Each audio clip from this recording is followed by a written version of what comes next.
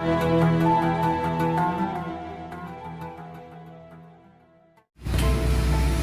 kesempatan ini saya ingin mengutarakan sebuah hadis dari Rasul sallallahu alaihi wasallam yang berbunyi, la yadkhulul jannah man kana fi qalbihi mithqala dzarratin min kibrin, rawahul Muslim. Artinya, tak akan masuk surga siapa di antara umat Muhammad sallallahu alaihi wasallam yang di dalam hatinya ada sifat sombong, walau kesombongan itu dzarratin min kibrin, zarrah sebesar biji zarrah, sebesar biji sawi. Artinya, kesombongan itu kalau ada dalam diri kita, walau kesombongan itu hanya sebesar biji sawi, maka haram kita mencium bau surga. Maka daripada itu, kesombongan ini tak layak ada dalam diri manusia. Karena beberapa waktu belakangan ini begitu banyak orang-orang yang sombong, ya, merasa lebih baik. Mungkin itu ada dalam diri kita, merasa lebih baik dari orang lain, merasa lebih ganteng, merasa lebih cantik, merasa lebih daripada orang lain. Maka itu kesombongan. Kesombongan itu tidak layak dimiliki oleh manusia. Kesombongan itu hanya milik Allah Subhanahu wa Ta'ala. Karena nama Allah, salah satu di antara Asmaul Husna itu ada namanya Al-Mutakabbir. Secara bahasanya yaitu Allah itu pemilik kesombongan itu. Kenapa kita tak pantas sombong? Ya, namanya kita terbatas, dhaif, lemah. Allah wajar ketika Allah menyombongkan diri kepada manusia. Di saat hari kiamat nanti tiba, tak ada yang hidup, la haula wala quwata illa billah, tak ada yang kekal, dialah Allah Subhanahu wa Ta'ala. Kesombongan itu hanya milik Allah. Jadi di antara banyak pintu-pintu kesombongan, ada 4 pintu yang paling sering, paling dominan kesombongan itu masuk dalam diri kita. Yang pertama, kesombongan itu masuk daripada ziyadatul mal, bertambahnya harta. Kesombongan itu masuk dari pintu harta. Begitu tambah harta kita, naik pula level selera kita, apalagi orang kita nih, bertambah hartanya sedikit, naik levelnya sedikit, mulailah pengajian klaster ini tak mau datang lagi.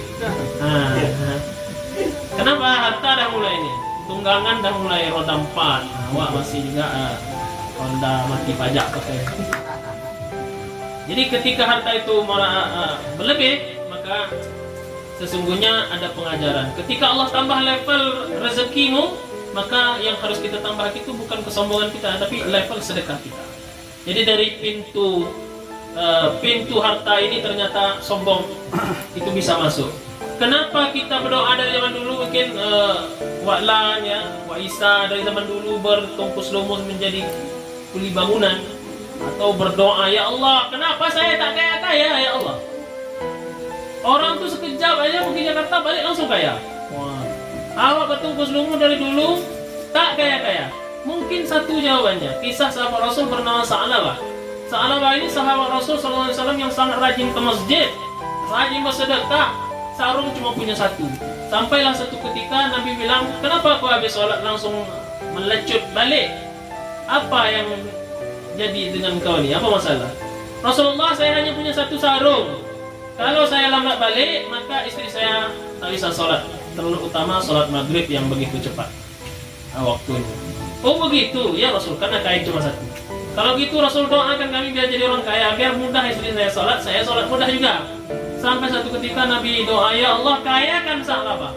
Kaya serta merta, kambing beranak 12, kaya langsung kaya, usaha maju. Tapi yang terjadi, Sa'labah tak pernah lagi datang ke masjid, bahkan diminta khalifah Umar meminta zakat atas perintah Rasulullah. Dia bilang, ini harta kekayaan ini hasil jerih payah saya, ini tak ada hubungan dengan doa Nabi. Begitulah dia. Jadi kata Nabi, satu kesimpulannya, ternyata Sa'labah tak siap jadi orang kaya. Banyak di antara kita yang lebih siap jadi orang miskin daripada jadi orang kaya. Kalau jadi orang kaya macam Sa'labah, dia sombong dan sebagainya. Maka kalau kaya jangan seperti Sa'labah. Banyak orang yang sudah siap miskin tapi tak siap kaya. Itu pintu kekayaan. Ziyadatul mal. Kemudian ziyadatul mumsik, bertambah kedudukan. Nah, ini pintu masuk sombong nih. Orang dah mulainya. RT. Apa RT nih? Kau siapa? Tapi mudah-mudahan RT kita tidak. Pertama RT besok RW siapa? Nak menasehati engkau siapa? Begitu. Engkau siapa? Itu bahasa kesombongan yang tidak diinginkan oleh Allah Subhanahu wa taala. Kamu siapa? Saya nih loh. Bupati, saya nih loh, polisi saya. Ziyadatul mumsik, bertambah kedudukan kita semakin sombong kita. Tapi itu pintu yang bisa dimasuki oleh kesombongan. Ada orang yang bertinggi, semakin tinggi jabatan, semakin baik dia, semakin rendah hati dia. Khalifah Umar bin Abdul Aziz, semakin banyak jabatan, semakin tinggi jabatan, semakin miskin dia. Umar bin Abdul Aziz. Ziyadatul mumsik, naik jabatan dan lain sebagainya, bisa masuk pintu kesombongan. Yang ketiga, ziyadatul ilm, bertambah ilmu. Ini nih ustaz-ustaz kadang-kadang, atau yang sering aja buat. Engkau siapa? Aku lah guru sekian tahun, aku dah guru. Saya sekolah ini jurusan takdir hadis usuluddin. Ini tamat SD. Kesombongan itu ternyata bisa masuk dari pintu ilmu, merasa ilmu kita lebih daripada orang lain. Merasa orang lain tidak ada apa-apanya. Sosok bahasa agama, belajar aja penting belum lulus. Itu merendahkan orang lain. Padahal dah diajarkan oleh Rasul sallallahu alaihi wasallam, "Unzur ma qala wa la tanzur man qala."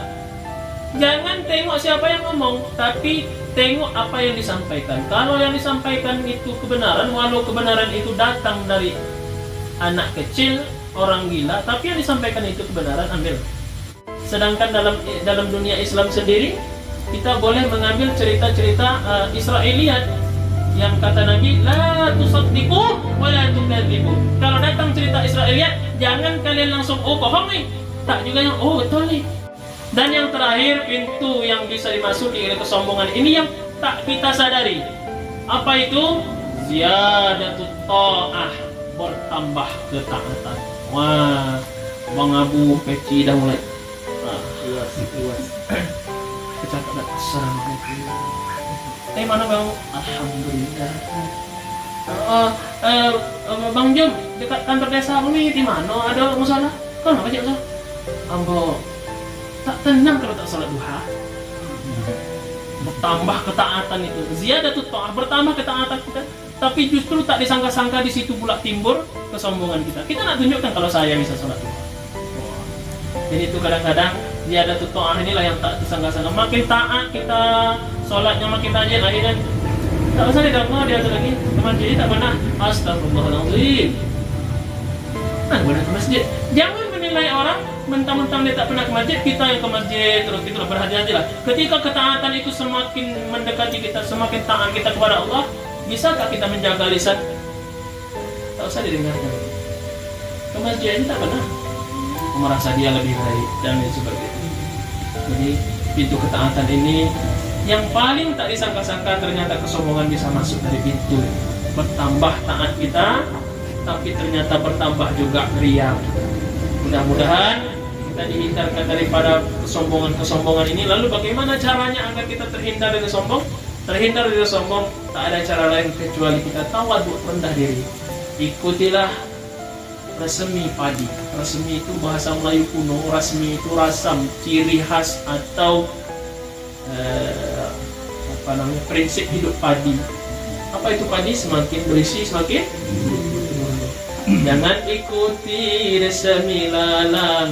Apa itu resmi lalang? Ya, lalang makin tinggi, makin tajam, makin melukai orang. Tapi jadilah padi. Ini mudah-mudahan kita sini seperti padi, semakin berisi, semakin merunduk. Saya tak tahu Bang Abu diam-diam saya ternyata dia dah berguru, banyak guru kan. Banyak orang dia tuh jangan sangka. Jadi jangan merasa kita paling hebat di depan bisa berceramah, imam bagus. Jangan menyombongkan diri karena kita bisa jadi imam. Kita tak tahu di belakang itu ada orang yang lebih hebat bacaan daripada kita, tapi dia diam-diam saja. Maka daripada itulah jangan pernah memandang rendah terhadap orang lain. Dan kita dihindarkan oleh Allah Subhanahu wa taala daripada kesombongan itu. Karena sombong itu tidak layak disandang oleh manusia.